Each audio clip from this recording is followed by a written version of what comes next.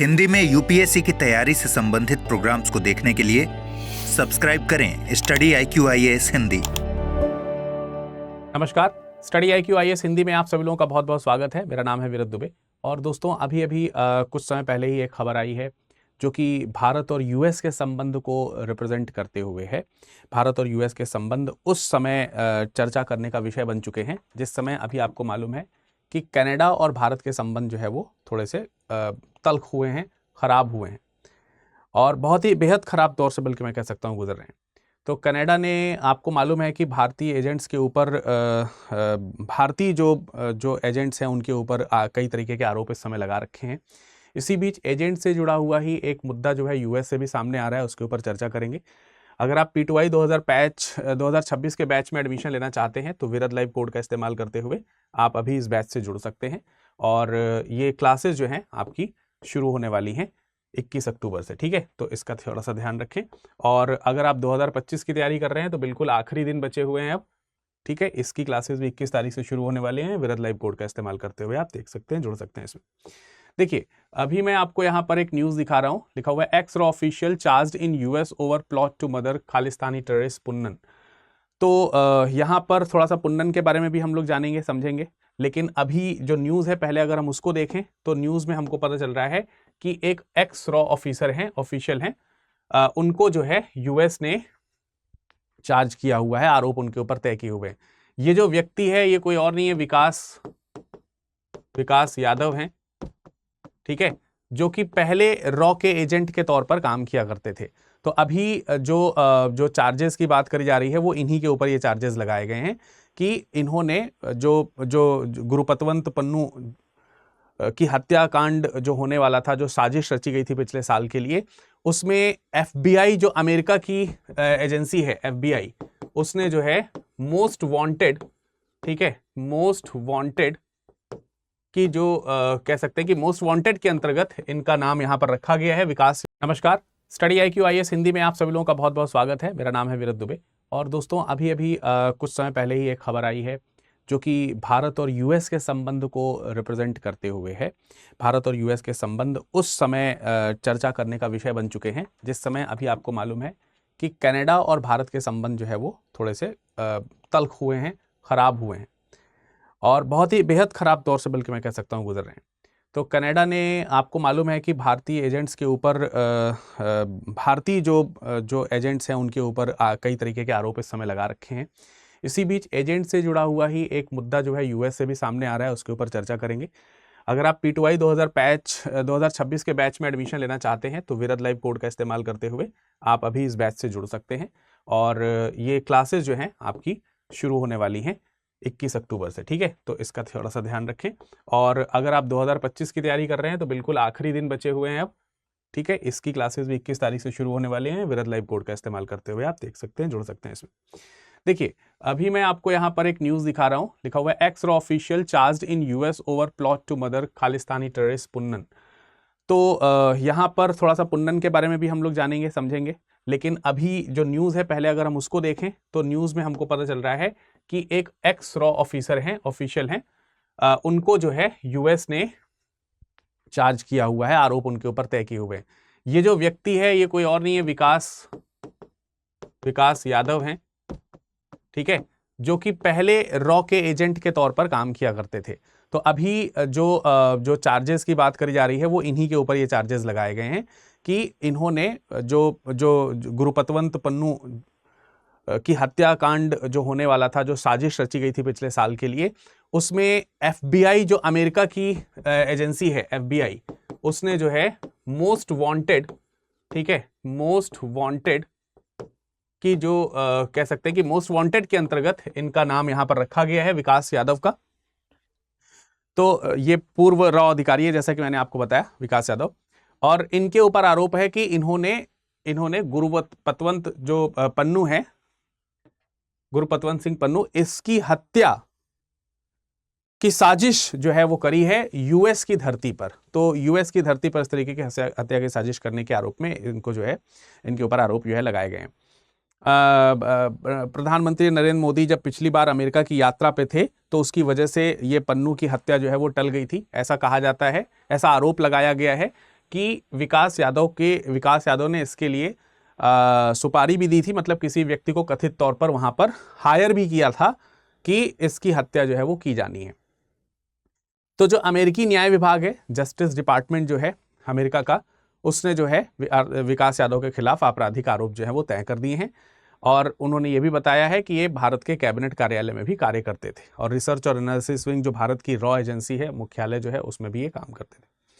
तो ये तो एक बात हो गई। लेकिन अगर हम विकास यादव जो है इसके ऊपर कुछ जो आरोप लगाए गए हैं, अगर उन आरोपों की कुछ चर्चा करें कि आखिर किस किस तरीके के आरोप लगाए गए हैं, क्या क्या आरोप हैं, तो सबसे पहला आरोप तो यही है कि जो गुरुपतवंत है,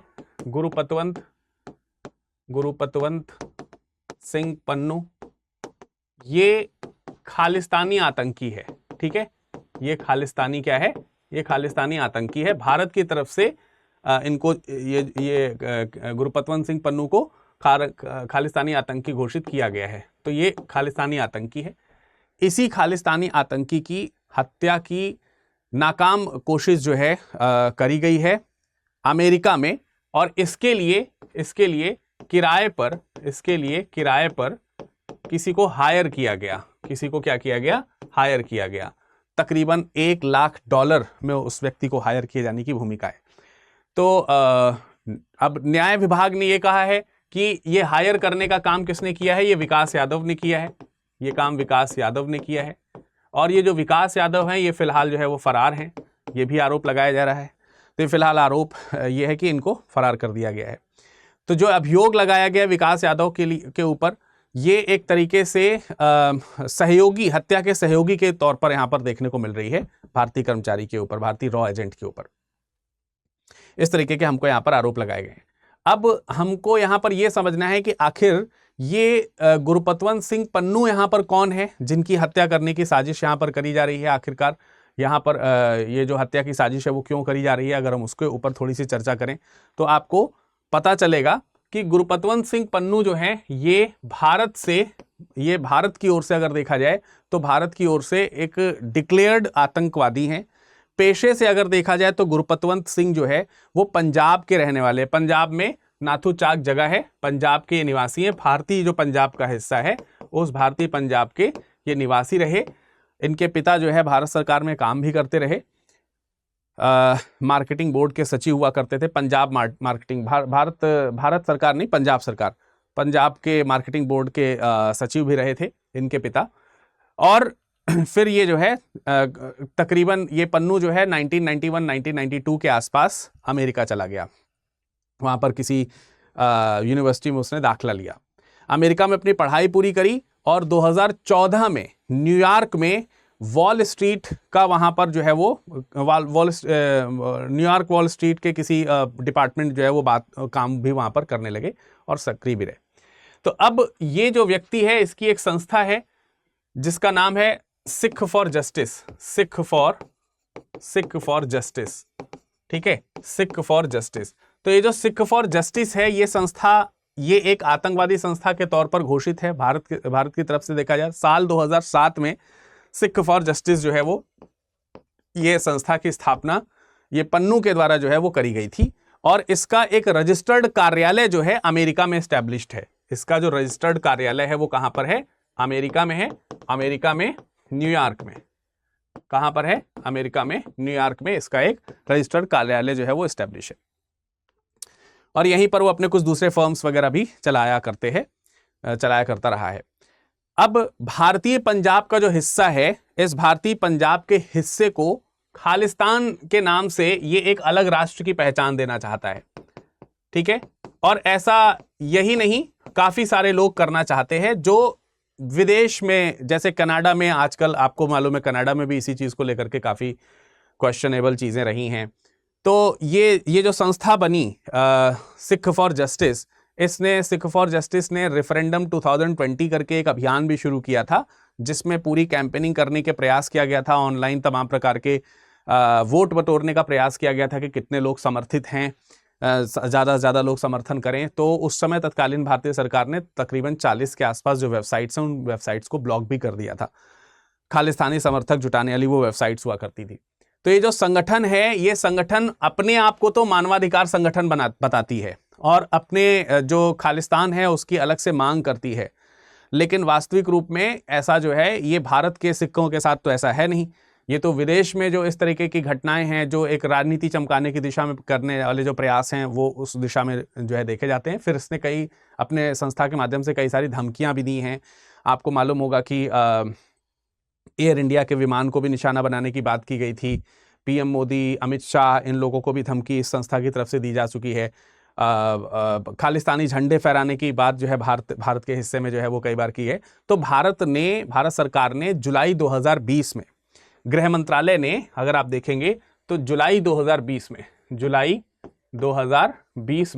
गृह मंत्रालय ने बाकायदे अनलॉफुल एक्टिविटी प्रिवेंशन एक्ट के तहत, यानी गैर कानूनी गतिविधियां जो हैं उसके निषेध अधिनियम 1967 के तहत, यूएपीए जिसको कहते हैं आप, यूएपीए 1967 का जो एक्ट है, जिसमें 2019 में संशोधन किया गया, तो संशोधन का भी आप इसे एक्ट मान सकते हैं, 2019 संशोधन, ठीक है।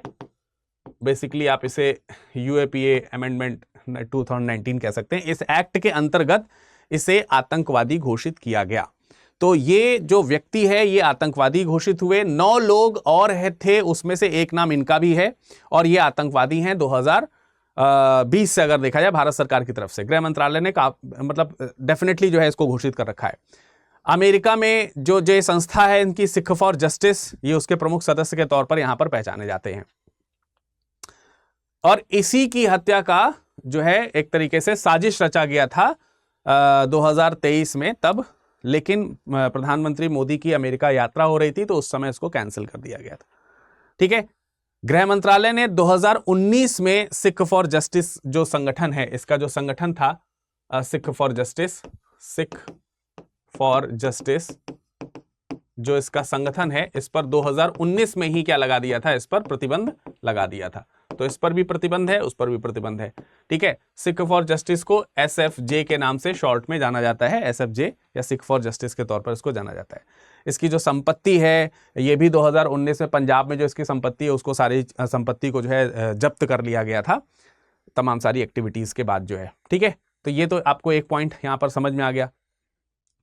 अब आपने देखा होगा कि खालिस्तानी एक नेता है जो कनाडा के निवासी के तौर पर जाने जाता रहा, निज्जर, हरदीप सिंह निज्जर। उसको कनाडा की जो है वो भी भारत का ही रहा, लेकिन कनाडा की जाकर के उसको नागरिकता बाद में मिल गई और बड़ी ही संशयात्मक तरीके से उसको कनाडा की नागरिकता मिली थी। तो पिछले साल उसकी भी हत्या करी गई। कनाडा के जो प्रधानमंत्री हैं जस्टिन ट्रूडो, उनका कहना है कि कनाडा के पास इस बात के पक्के सबूत हैं कि ये जो हत्या करी गई है वो भारतीय एजेंट्स के द्वारा करी गई है। इस हत्या के पीछे भारतीय एजेंट का साथ है। और भारत ने कनाडा के जो आरोप हैं इस तरीके के, पहले तो इस तरीके के आरोप को नकारा है।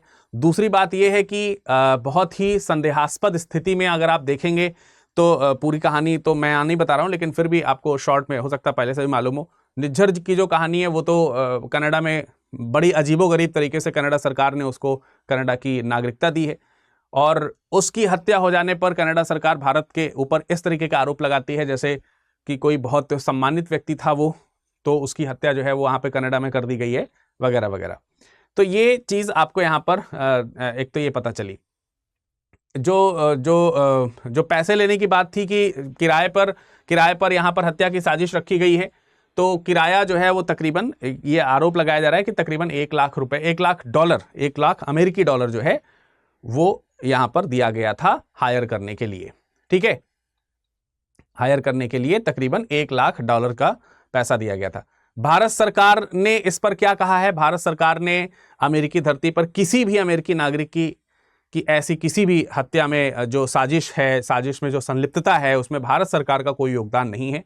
इस बात से भारत सरकार ने पूरी तरीके से इनकार किया है, और अमेरिका ने इस चीज़ का आरोप लगाया है कि ये इसमें जो है भारत की जो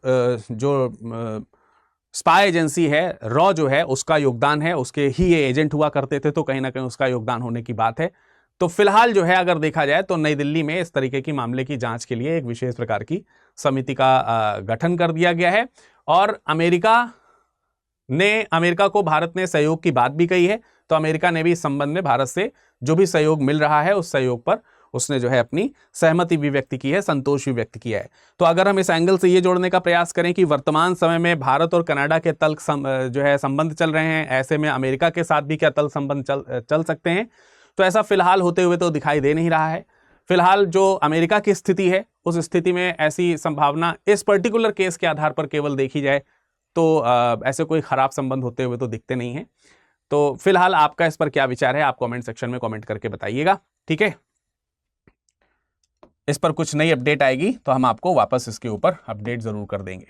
चलिए जाते जाते मैं आपको फिर बता देता हूं, 2026 का जो बैच है वो लॉन्च हो चुका है। इसमें एडमिशन आप करा सकते हैं विरत लाइव कोड का इस्तेमाल करके। लिंक जो है वो नीचे डिस्क्रिप्शन में दी गई है। 2025 के लिए बिल्कुल समय खत्म हो चुका है, तो तुरंत जाकर के इसको जुड़े हमारे साथ में, और ये 18,999 में मिल जाएगा अगर आप विरत लाइव कोड का इस्तेमाल करते हैं। इसकी लिंक भी आपको डिस्क्रिप्शन बॉक्स में दी गई है। तो फिलहाल इतना ही, मुलाकात करेंगे अगले सेशन में, तब तक के लिए अपना ख्याल रखिएगा। धन्यवाद। हिंदी में यूपीएससी की तैयारी से संबंधित प्रोग्राम्स को देखने के लिए सब्सक्राइब करें स्टडी IQ IAS हिंदी।